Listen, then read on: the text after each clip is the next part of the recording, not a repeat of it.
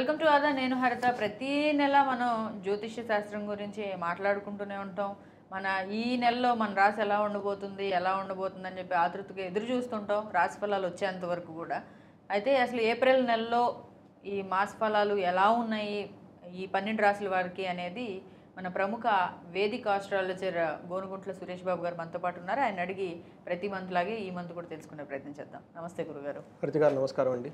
గురుగారు, మాస ఫలాలతో మమ్మల్ని ఒక స్టాండర్డ్లో నిలబెట్టారనమాట. అంటే మాకున్న అనుమానాలన్నీ ఒకవైపు ఒక చిన్న క్లారిటీ వచ్చింది పోయిన నెలతో. ఇప్పుడు ఈ నెల ఎలా ఉండబోతుంది, ఏప్రిల్ నెలలో మేషరాశి నుంచి మీనరాశి వరకు ఉన్న జాతక ఫలితాలు ఎలా ఉండబోతున్నాయి అనేది చెప్తారా? సో హరిత గారు, నాకు చాలా సంతోషం అండి. ఎందుకంటే కాల్స్ వస్తూ ఉంటాయి నాకు, ఏమండి మీరు కరెక్ట్గా మా లైఫ్లో జరిగినట్టే చెప్పారని. తర్వాత చాలామంది అమెరికా నుంచి, లండన్ నుంచి, ఆస్ట్రేలియా నుంచి, వెరీ రీసెంట్గా స్విట్జర్లాండ్, ఫస్ట్ టైం స్విట్జర్లాండ్ కాదు నాకు అనమాట. మీరు రెగ్యులర్గా మేము ఫాలో అవుతూ ఉంటామండి, మాకు చాలా క్లోజ్గా ఉంటాయి అని చెప్పినప్పుడు చాలా సంతోషం వేస్తుందండి. బట్ నెక్స్ట్ టైం మళ్ళీ రాశి ఫలాలు ప్రిపేర్ అవ్వాల్సి వచ్చినప్పుడు కూడా చాలా రెస్పాన్సిబిలిటీగా ప్రిపేర్ చేస్తూ ఉంటానండి. నాకు విలేజెస్ నుంచి కూడా కాల్స్ వస్తాయండి. పాపం అక్కడ వాళ్ళకి యాక్సెస్ ఉండదు ప్రాపర్గా, ఏదైనా చెప్పుకోవాలన్నా, అడగాలన్నా, ఇంకోటి చేయాలన్నా కానీ అలాంటి వాళ్ళు కూడాను ఈ రాశి ఫలాలు పెట్టుకొని వాళ్ళ గురించి లైఫ్కి సంబంధించి ఇంపార్టెంట్ డెసిషన్ తీసుకుంటాం నాకు చాలా హ్యాపీగా ఉంటుందండి. సో అది మనకి మహర్షులు ఇచ్చిన గొప్ప జ్ఞానాన్ని దాన్ని అర్థం చేసుకొని ప్రాపర్ ఆథెంటిక్గా తెలిసిన జ్ఞానాన్ని నలుగురికి పంచినప్పుడే కదా దాని బ్యూటీ మనకి బయటకు వచ్చింది. సో యాజ్ ఇట్ ఈస్ మన శాస్త్రాలు ఏ విధంగా చెప్పారో మనం చర్చించుకుందాం. ఫస్ట్గా మేషరాశి చూద్దాము. ఏప్రిల్ మంత్లో మేషరాశి వరకు ఎలా ఉంది. ఇందులో అశ్విని 1, 2, 3, 4 పాదాలు, భరణి 1, 2, 3, 4 పాదాలు, కృతిక ఫస్ట్ పాదం అంతా మనకి మేషరాశిలో ఉంటాయి. పేరు బలం కనుక మనం చూసుకుంటే వీళ్ళకి చూ, చే, చో, లా, లీ, లు, ఏ, లో, ఆ అన్న అక్షరం కూడాను మనకి పేరు బలం ప్రకారం మేషరాశిలో ఉంటాయి. మనం గ్రహస్థితి కనుక చూసుకుంటే సూర్యుడు సంచారము ఏప్రిల్ 14th ఉంటుందండి. తర్వాత శుక్రుడు, కుజుడు మీనరాశిలో, ప్లస్ శుక్రుడు మీనరాశిలో అదే రాశిలో ఉన్నారండి. మే 31st వరకు ఉంటారు. అంటే ఏప్రిల్, మే 2 months వాళ్ళు అక్కడే ఉంటారు. కుజుడు వచ్చేటప్పటికి కర్కాటకలో జూన్ 7th వరకు ఉంటారండి. ఈ యొక్క మేజర్ గ్రహాలు మనం తీసుకుందంటే మంత్లీ మారే గ్రహాలు కనుక మన స్థితిని చూసుకుంటే సూర్యుడు, శుక్రుడు, కుజుడు, వాళ్ళకి బుధుడు కూడా వాళ్ళ యొక్క ఇంపాక్ట్ మనం ఎలా ఉందో చూద్దాం. మనకి మహర్షులు సంస్కృతంలో ఏం చెప్తారంటే మనకి లఘు గోచారము, సూక్ష్మ గోచారం అని చెప్తూ ఉంటారు. దీని ప్రకారం మనకి ఎలా ఉంటుందంటే ఫస్ట్ సూర్యుడు మారిన తర్వాత వీళ్ళకి స్థాన నాశనం, ఇది చాలా ఇంపార్టెంట్ మేషరాశి వాళ్ళకి. ఎందుకంటే వీళ్ళకి ఆల్రెడీ ఏలినాటి శనిలో ఉన్నారు. ఈ ఏలినాటి శనిలో శని వీళ్ళకి ఫస్ట్ హౌస్ 12th హౌస్లో ఉండగానే చాలా వరకు నాకు రీసెంట్గా కాల్స్ కూడా వచ్చేసినాయి. అంటే ప్రెషరు, కెరీర్లో ప్రెషర్ చాలా ఉంటుంది. చాలా కేర్ఫుల్గా ఉండాలి, చాలా పేషెన్సీగా ఉండాలి. నాకు జాబ్ పోయిందండి, లేదంటే మేము జాబ్లో ఉన్నాము, మాకు డెడ్ లైన్ ఇచ్చారు పెర్ఫార్మెన్స్ రివ్యూలో, ఏదో సమ్ అప్లికేషన్స్ వచ్చాయి 14th 15th ఇలా డేట్లు చెప్తూ ఉన్నారండి. సో నాకు ఫోన్లు చేసేస్తూ ఉంటారు. ఇది కారణం ఏమంటేనండి మేషరాశి వాళ్ళకి లాస్ట్ 45 days నుంచి లేదంటే ఈ మంత్ లేదంటే వచ్చే మంత్ వరకు చాలా కేర్ఫుల్గా ఉండాలి.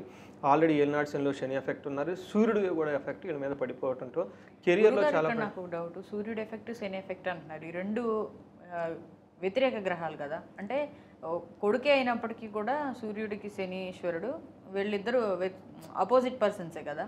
సో ఒకరికొకరు పడదు. మరి ఈ రెండు గ్రహాలు వ్యతిరేకంగా ఉన్నప్పుడు వాళ్ళకి వ్యతిరేక ఫలితాలు వస్తాయంటారా? అంటే ఇది బేసికల్గా వాళ్ళ నేచర్ చూస్తామండి, అది రిలేషన్షిప్లో చూస్తాం మనం, అది డిఫరెంట్ పర్పస్లో. ఇక్కడ పర్పస్ ఏంటంటే మన జన్మరాశి నుంచి అవి తిరుగుతూ ఉన్నప్పుడు వచ్చేటప్పటికి 12th హౌస్లో మన జన్మరాశిలో వచ్చినప్పుడు ఇవి పాపగ్రహాలు. శని పాపగ్రహం కీడు చేస్తాడు. అది ఆ కీడికి మళ్ళీ సూర్యుడు వచ్చి జాయిన్ అవుతున్నాడు, అంటే అగ్ని కాజ్యం పోసినట్టు అనమాట. అందుకని ఫైర్ ఇంకా ఎక్కువైపోతుంది.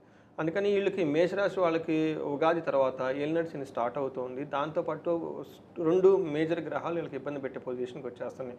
ఒకటి 12th హౌస్లో శని రావటం, దాంతోపాటు ఫస్ట్ హౌస్లో సూర్యుడు రావటం కూడా ఉండటంతో వీళ్ళు ఒక 14 days 15 days కొంచెం జాగ్రత్తగా ఉండాలి. పర్టికులర్గా వీళ్ళకి డేట్స్ ప్రకారంగా మనం చూసుకుంటే 14th నుంచి 24th మధ్యలో చాలా ప్రెషర్ ఉండే అవకాశం ఎక్కువగా ఉంది. ఏప్రిల్ 14th నుంచి 24 మధ్యలో ఈ 10 days అనేది క్రూషియల్, చాలా ఇంపార్టెంట్. ఎందుకంటే 2 పాపగ్రహాలు, ఒకటి 12th హౌస్లోకి, ఒకటి జన్మస్థానంలోకి వచ్చాయి అనమాట.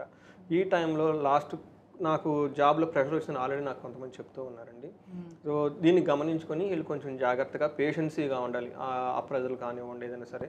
నాకు ఎక్కువగా సాఫ్ట్వేర్ వాళ్ళు, ఫారిన్లో ఉన్న C level high level people అంతా ఫోన్ చేస్తుంటారు, టాప్ క్లాస్ మేనేజ్మెంట్స్, తర్వాత పొలిటీషియన్స్ వీళ్ళకి సూర్యుడు యొక్క ప్రభావం ఎక్కువ ఉంటుందన్నమాట. తర్వాత నాయకత్వ లక్షణాలు కలిగిన వాళ్ళకి సూర్యుడు చాలా ఇంపార్టెంట్. వాళ్ళకి సూర్యుడు యొక్క ప్రభావం వాళ్ళ మీద చాలా ఉంటుందన్నమాట. అందుకని సూర్యుడు వీళ్ళకి సరిగా లేకపోవడంతో ఏమవుతుందంటే విపరీతంగా ధనం ఖర్చు అవ్వటం, స్థాన నాశనం, ఒక ప్లేస్ నుంచి ఒక ప్లేస్కి మారటము, పొజిషన్ నుంచి పొజిషన్ మారటము. రీసెంట్గా 2 days బ్యాక్ ఒక అమ్మాయి బెంగళూరు నుంచి చేసింది, సాఫ్ట్వేర్ ఇంజనీర్. 2 teamsకి హెడ్ అంట ఆమె పాపం. సడన్గా డీప్రమోషన్ అని చెప్పేసి టీం లేదేం లేదు, ఒక టీం కామన్గా పెట్టారు అనమాట. టీమ్ లీడర్ తీసేసి నార్మల్ మామూలుగా పెట్టేశారు. దానికి కూడా డెడ్లైన్ ఏదో ఇచ్చారంట. సో నాకు ఫోన్ చేశారు. సో ఇది సిచ్యువేషన్. నేను డేట్స్ అన్ని చూసి వాళ్ళు ఇండివిజువల్ చేసుకుని చూసి ఇది చాలా పేషెన్సీగా ఉండాల్సిన టైం, ముందు అంత బాగుంటుందని స్ట్రైకింగ్ డేట్స్ కూడా వాళ్ళకి ఇచ్చేసాను అనమాట. ఇలా ఈ పర్టికులర్ టైంలో సూర్యుడు చాలా క్రూషియల్గా ఇంపార్టెంట్ చేస్తూ ఉంటారు. సో ఇది చాలా ప్రొఫెషనల్గా జాగ్రత్తగా ఉండాలి. రెండోది రిపప్రియం. వీళ్ళకున్న ఒక మంచి ఉద్దేశం ఏంటంటే శత్రువులు కనుక ఎవరైనా కనుకుంటే వాళ్ళతో కలిసి కూర్చొని మాట్లాడితే వ్యవహారం సెటిల్ అవుతుంది. సపోజ్ మీ బాసే తెగ ఇబ్బంది పెట్టేస్తున్నాడు, లేదంటే గవర్నమెంట్ వాళ్ళు తెగ ఇబ్బంది పెట్టేస్తున్నారు. ఈ టైంలో కుజుడు వీళ్ళకి 4వ ఇంట్లో ఉండటం వల్ల శత్రువులతో కలిసి కూర్చొని మాట్లాడితే పేషెన్సీగా ఈగోకి పోకుండా కొంచెం సాఫ్ట్గా ఒక మెట్టు తగ్గి, అదేదో అత్తారింట్లో డైలాగ్ ఉంటుంది చూడండి, అత్తారింటికి దారేదిలో ఎక్కడ ఎక్కాలి కాదు ఎక్కడ తగ్గాలో, ఇది కొంచెం వీళ్ళు తగ్గే టైం ఏంటయ్యా. జ్యోతిష శాస్త్రం దానికి కూడా వాడుకోవచ్చు అనమాట. వీళ్ళు కొంచెం ఒక మెట్టు తగ్గి వాళ్ళు ఏమన్నా అన్నా కానీ ఈగో క్లాషెస్ పోకుండా హోల్డ్ ఆన్, కొంచెం ఆ ప్రెషర్ నా ఎమోషన్స్ హోల్డ్ చేసుకుంటే చాలా బాగుంటుంది. తర్వాత శుక్రుడు వాళ్ళక ధనం రావాల్సిన ధనం రాకుండా ఆగిపోయే ఇబ్బంది ఎక్కువగా ఉంటుంది. శుక్రుడు వీళ్ళకి ధనాన్ని సహజంగా ఇవ్వాలి. ఆ ధనం ఫ్లో వచ్చే ఫ్లో ఏమన్నా ఉంటే అది ఆగిపోయే అవకాశం ఎక్కువగా ఉంటుంది. ఇది మనకి సూక్ష్మ గోచారం, లఘు గోచారం అని చెప్పుకోవాలి. మనకి డీటెయిల్డ్గా మనం చూసుకుంటే సన్ ఫస్ట్ హౌస్లో ఉంటే ఏం జరుగుతుంది చూస్తే వీళ్ళకి దేహార్తి, మనకి మహర్షులు సంస్కృతంలో చెప్తారు, సంతాప కాలతీక్రమణ భోజనం, బంధుమిత్ర సుహృద్వేష, చంద్రరాశిగతో రవి. చంద్రుడు ఉన్న రాశికి కనుక సూర్యుడు వీళ్ళకి ఏమవుతుందంటే దేహార్తి, ఫిజికల్గా చాలా వీక్గా ఉంటారు వీళ్ళు. అంతేకాకుండా సంతాప అంటే వీళ్ళకి తెలిసిన వాళ్ళకి దగ్గర వాళ్ళకి ఏదో ప్రాబ్లం జరిగి దీన్ని వీళ్ళకి సంతాపం తెలియజేసే సిచ్యువేషన్స్ ఎక్కువగా ఉంటాయి. కాల అతిక్రమణ భోజనం. మనకి గుర్తుపెట్టుకోండి, ఒక మనిషి వెరీ వెరీ మనకి శకునాలు అంటారు. ఫస్ట్ శకునం ఏంటి తెలిసిన, మన బాడీకి మన మన మన లైఫ్ స్టైల్ చేంజ్ అయిపోతుంది. ఎప్పుడైతే కాలతిక్రమణ భోజనం అంటే టయానికి మనం భోజనం చేయటం లేదో, వీఆర్ అలౌయింగ్ మ్యాలిఫిక్ నేచర్ అంట కదండి, నెగిటివ్ ఎనర్జీని మనమే మనలోకి ఆహ్వానించుకుంటున్నాం. చాలా చాలా ఇంపార్టెంట్. చాలా మంది రెమెడీ కూడా అడుగుతూ ఉంటారు. చాలా మంది ప్రాపర్ టైంకి భోజనం చేయరు, 3ంటికి తింటూ ఉంటారు, నైట్ మళ్ళీ 10ంటికో 10:30కో 11ంటికో 12ంటికి తినే వాళ్ళు కూడా ఉంటారు. మళ్ళీ తెల్లారగట్ల 4ంటికి ఈ మధ్య 4 AM బిర్యానీస్ అని వచ్చినాయి. 4 AM కూడా అంటే అది అసలు తినే టైం కాదు కదా రెగ్యులర్గా మనకి, కానీ ఆ 4 AM బిర్యానీస్ ఇవన్నీ కూడా చూస్తూనే ఉన్నాం మనం. ఇదంతా negative ఎనర్జీనే.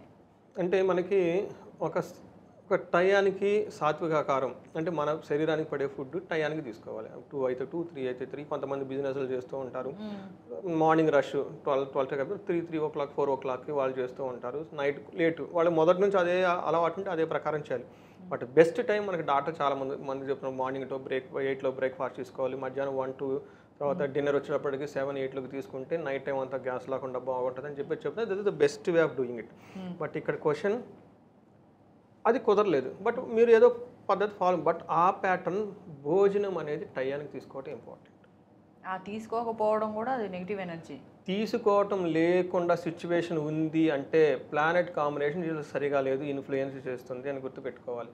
when they skip the meals or delay, they are already going in the wrong track. It's a sign of you are pulled by negative forces. That way if you work, they will not get the result. Very simple. వాళ్ళకి result రాదు.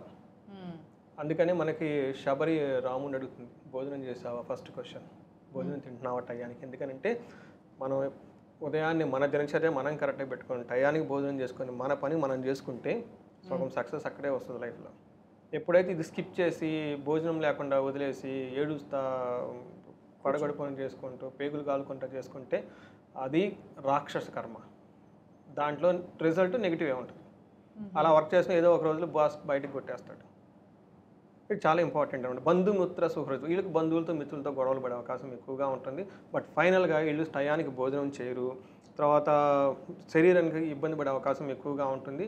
ఈ టైంలో travels చేస్తే కొంచెం కేర్ఫుల్గా ఉండాలి. అంతే travel అంత కంఫర్టబుల్గా ఉండదు. తర్వాత భార్యకి కొంచెం హెల్త్ విషయంలో కాంప్లికేషన్స్ ఉండే అవకాశం ఎక్కువగా. ఇదంతా సూర్యుడు వీళ్ళకి ఫస్ట్ హౌస్లో ఉండటం వల్ల మేషరాశి వాళ్ళకి. వీళ్ళకి కుజుడు కూడాను 4వ ఇంట్లో ఉండి 7వ ఇల్లు 11th హౌస్లో దృష్టి చూడటం వల్ల ఏమవుతుందంటే కుజుడు 4వ ఇంట్లో ఉండటం వల్ల అంత మంచిది కాదు.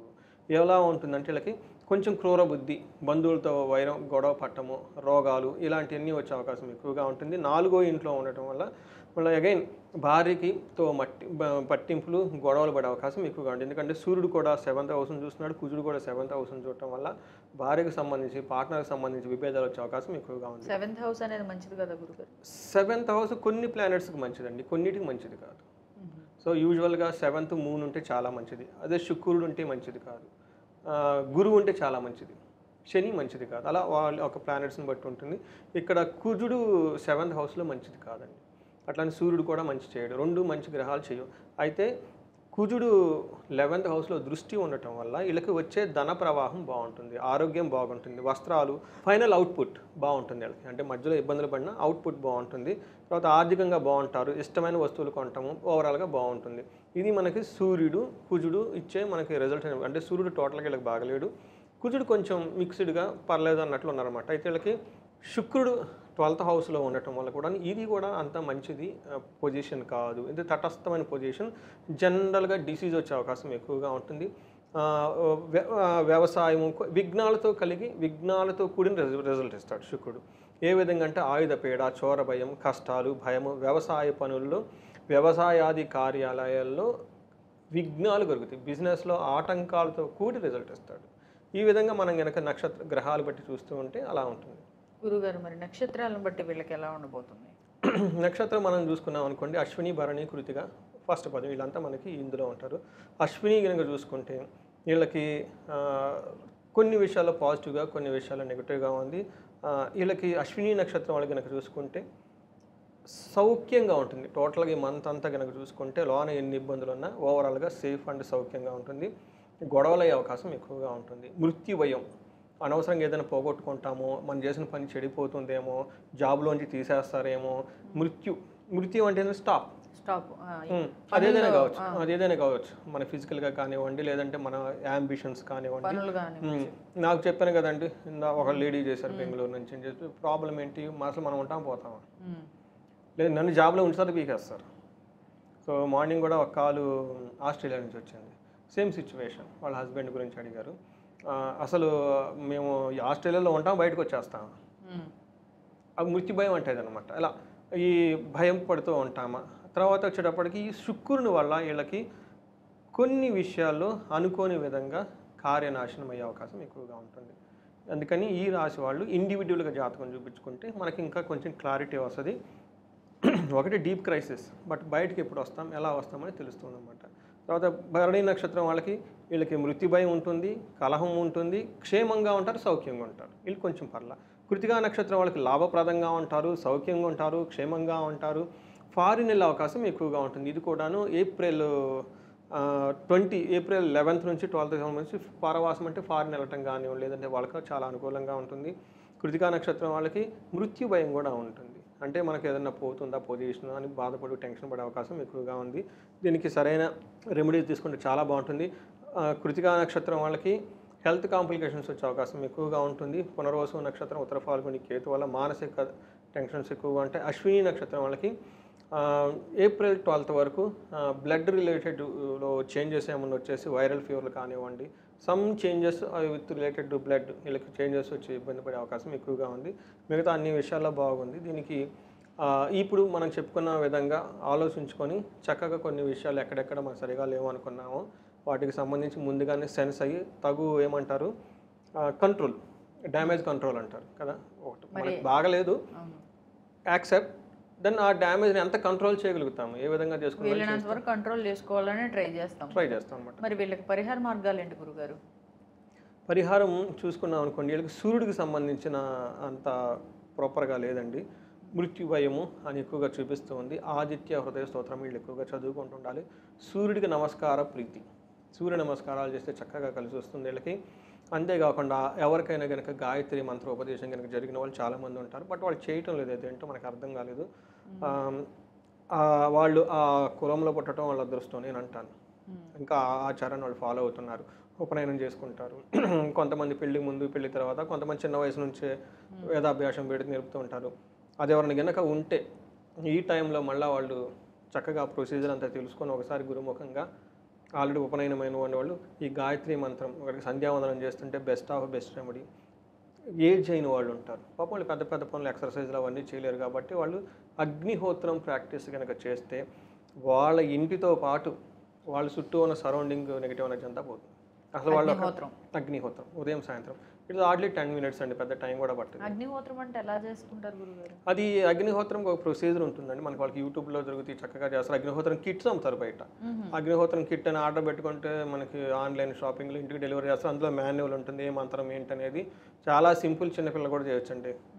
అసలు ఒక ఏజ్ అయిన వాళ్ళు ఫస్ట్ ఈ అగ్నిహోత్రం చేస్తే వాళ్ళ కుటుంబం, పక్కన వాళ్ళ కుటుంబం, వాళ్ళ జనరేషన్స్ చక్కగా కాపాడుకోవచ్చు. వాళ్ళ ఇంట్లో హెల్త్ ప్రాబ్లమ్స్ ఏమి ఉండవు. సో అది వదిలేసి ఏమంటారు ఆ ఫైల్స్ పట్టుకొని హాస్పిటల్లో మడి తిరిగేసి ఎన్ని మెడిసిన్ బాక్స్. అంటే అగ్నిహోత్రం ఎలా పనిచేస్తుంది గురుగారు? ఇలా అంటే పాజిటివ్ ఎనర్జీని బిల్డ్ చేస్తుందా లేకపోతే నెగిటివ్ని దూరం చేస్తుందా? ఎందుకు అగ్నిహోత్రం ఇంట్లో చేయాలంటారు? అన్నీ చేస్తుంది. నెగిటివ్ ఎనర్జీ పోతుంది, పాజిటివ్ ఎనర్జీ బిల్డ్ అవుతుంది, మనలో ఉన్న సిస్టమ్స్ అన్ని యాక్టివేట్ అవుతుంది, ఇంప్యూరిటీస్ మనలో ఉంటే బయటకు వెళ్ళిపోతాయి, మైండ్ ప్రశాంతంగా ఉంటుంది. అబోవ్ ఆఫ్ దట్ మనం చుట్టూ చాలా నెగిటివ్ ఫోర్సెస్ ఉంటాయండి. ఆ ఫోర్సెస్ మన దగ్గరికి రాకుండా చేస్తుంటే ఎప్పుడైతే ఈ నెగిటివ్ ఫోర్స్ మనకి ఎఫెక్ట్ అయిపోయిందో మానసికంగా, శారీరకంగా అశాంతి రావటం, ఇంట్లో గొడవలు రావటం ఇదంతా అవుతూ ఉంటుంది అన్నమాట. గురుగారు మరి ఇది మన సమస్య తీవ్రత ఎక్కువ ఉందనుకోండి, అప్పుడు హోమాలు అవి చేయించుకోవాలంటారా? వీళ్ళకి మృత్యు భయం అని చెప్పుకున్నాం, కలహం అని చెప్పుకున్నాము. అట్లానే కొన్ని విషయాల నాశనం అని కూడా చెప్తా ఉన్నారు. కొంతమంది నా కామెంట్స్ పెడుతున్నారు, సార్ నెగిటివ్ మాటలు మాట్లాడకండి అని. అది మాట్లాడాలి, ఎందుకంటే పుట్టుడుక ఎంత నిజమో పోవటం కూడా అంత నిజం. ఆ విషయం తెలుసుకుంటే వైరాగ్యంతో ఉండి 100 రకాల తప్పులు చేయకుండా ఉంటాం. అవునే కదండి, దేవుడు మనకు ఆయుష్ ఇచ్చాడు, డే టు డే మనకు ఆయుష్ ఇచ్చారు కాబట్టి ఆ డేని మనం జాగ్రత్తగా కాపాడుకోవాలి. రేపు ఉదయం పోతామంటే ఈరోజు మనం ఏం చేస్తాం? చెత్త పనులు చేయం కదా, మంచి పనులు చేసుకుంటాం. అలా బతకాలి. అందుకని మహర్షులు ఉన్నది ఉన్నట్టుగా చేశారు. అది మనకు చెప్పాల్సిన నా బాధ్యత అని నేను చెప్తూ ఉన్నాను. దీన్ని I don't want modify anything. చాలా కాల్స్ వచ్చేసాయి, వాళ్ళు ఏమైనా ఫీల్ అవుతారేమో అనుకొని మరీ చెడు చెప్పకుండా 2 రోజులు 3 రోజులు నాకు ఫోన్ చేసి ఏమండి ఇలా అయ్యారని, ఇవన్నీ నాకు అనిపోయింది. అందుకని ప్లానెట్స్ ఏం చెప్తున్నాయి, మహర్షులు ఏం చెప్తున్నారో అది చెప్పాల్సిన బాధ్యత మందనమాట. అందుకని ఇవన్నీ తెలుసుకొని హెల్త్ కనుక బాగలేకపోతే ఎవరికైనా అమృత మృత్యుంజయ పాశుపతం అని చేసుకోవాలి. ఎవరికైనా కనుక వాళ్ళ ఇంట్లో పిల్లలు బర్త్డే ఉంటుంది, వేద ఆశీర్వాదం ఇప్పించడం, తర్వాత ఆయుష్ సూక్తం పారాయణం చేయించడం. ఆయుష్ సూక్తం వేద మంత్రం. ఆయుష్ సూత్రాన్ని 100 times 2 times 500 times చక్కగా వాళ్ళకి పారాయణ చేయించుకోవటం, ఇవన్నీ చేస్తే బాగుంటుంది. ఇంకెవరైనా కనుక అనవసరంగా భయపడుతూ ఉంటే వీళ్ళకి మనకి ఏం చెప్తామంటే మహాన్యాసపూర్వక ఏకాదశి రుద్రాభిషేకం చక్కగా శివాలయంలో చేయించుకుంటే అమావాస్య రోజు కానీ, పౌర్ణమి రోజు కానీ, లేదంటే ఎనీ మాస శివరాత్రి రోజు కానీ చెప్పుకుంటే చాలా బాగుంటుంది. మన్యు పాశుపత అభిషేకం ఇది ఇన్స్టాంట్ రిలీఫ్ అండి. ఎవరైనా కనుక చేయించుకుంటే పర్టికులర్గా ఏడుపులు, శాపనార్థాలు, ఇంట్లో ఎప్పుడు అరుచుకోవటం, ఒకరినొకరు తిట్టుకోవటం, ఇంట్లో వాళ్ళు ఖర్చు చేసుకుంటుంటారు, తిట్టుకుంటుంటారు, పిల్లలు కూడా సరిగ్గా ఉండకపోవటం, ఎవరి మధ్య ఒక ఇది ఉండదండి, నథింగ్ అనమాట. సిల్లి నాకు చాలామంది ఫోన్లు చేస్తుంటారు, ఈ గొడవ అయిందండి, ఆ గొడవ అయిందండి, ఆ గొడవ అయిందండి, ఇది పోయిన తర్వాత అది ఏమంటే ఇది ఇంట్లో రాహుకేతులు ఎఫెక్ట్ లాంటి వాడికి మన్యు పాశుపత అభిషేకం కనుక చేయించుకుంటే వాళ్ళ మధ్య సఖ్యత కుదురుతుంది. ఇవన్నీ చేసుకుంటే చాలా బాగుంటుందండి. రైట్ గురుగారు, చాలా విషయాలు అర్థమయ్యేటట్టు చెప్పారు. ధన్యవాదాలండి.